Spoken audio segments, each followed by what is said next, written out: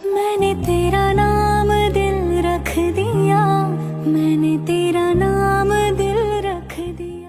মেয়েরা সবকিছুর ভাগ দিতে চাইলেও স্বামীর ভাগ দিতে চায় না, কিন্তু সেই প্রিয় স্বামীর জন্য সেটাই করেছেন পায়েল। 8 साल से इन्हीं के साथ रही हूँ, तो मेरे लिए इनको छोड़ना बहुत मुश्किल था। কিন্তু স্বামীর ভাগ দেয়া যে কতটা কষ্টের তা এবার পায়েলের চোখে মুখে স্পষ্ট ফুটে উঠেছে। কিভাবে নিজের বান্ধবীকে সতীন হিসেবে মেনে নিয়েছেন তা বলতে গিয়েই কান্নায় ভেঙে পড়লেন আরমান মালিকের প্রথম স্ত্রী পায়েল।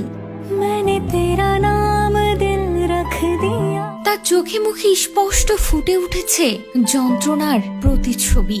নিজের প্রিয় মানুষটার ভাগ দেয়া কি এত সহজ, অথচ সেটি তিনি করে দেখিয়েছেন। তবে বুকের কোণে যেন এখনো কষ্ট জমে আছে, তাই তো কান্না ধরে রাখতে পারলেন না পায়েল।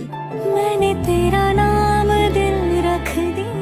কিভাবে নিজের স্বামীর ভাগ দিলেন এবং স্বামী দ্বিতীয় স্ত্রীকে মেনে নিলেন সে কথা বলতে গিয়ে কান্নায় ভেঙে পড়লেন পায়েল। এদিন পায়েল, কৃতিকা ও আরমান মালিক বিগ বসে হাজির হয়েছিলেন। সেখানে অনিল কাপুর তাকে প্রশ্ন করেছিলেন, আপনি কিভাবে স্বামীর দ্বিতীয় বিয়ে মেনে নিলেন আর কিভাবে এই ঘটনা ঘটলো।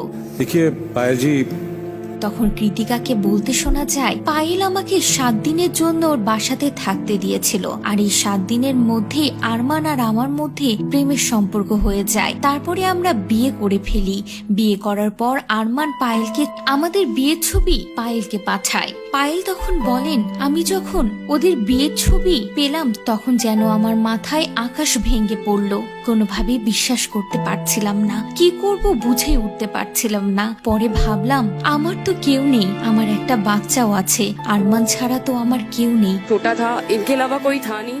ওকে আমি ছাড়তে পারিনি, তাই আমি সবকিছু মেনে নিয়ে সুখে সংসার করছি। এই কথা বলতে গিয়ে বুক ফাটা কান্নায় ভেঙে পড়েন পায়েল। বোঝাই যাচ্ছে এখনো যেন স্বামীর ভাগ দিতে চাইছেন না পায়েল, এবং স্বামীর ভাগ দিতে গিয়ে কতটা কষ্ট তাকে সহ্য করতে হয়েছে তা তিনিই ভালো বুঝতে পারছেন। তবে পায়েল এদিন তার স্বামীর প্রশংসাও করেন। তার স্বামী তাকে কতটা ভালোবাসেন সেটাও জানান, সবকিছুই তার নামে রাখেন। অন্যদিকে কৃতিকাও পায়েলের কান্নার সময় তিনিও ভেঙে পড়েন। তার জার্নিটাও যে সুখের ছিল না। তবে যেটাই হোক না কেন, কৃতিকা যেন এখনো সকলের চোখে খলনায়িকা। যে বান্ধবীকে ঠাঁই দিল পায়েল, সেই বান্ধবী না তার সংসারের ভাগ নিয়ে ফেললো। সত্যি বান্ধবীকে ঠাঁই দেওয়ার জন্য এখন নেটিজেনরা বলছেন এমন বান্ধবী যেন কারো কপালে না জোটে।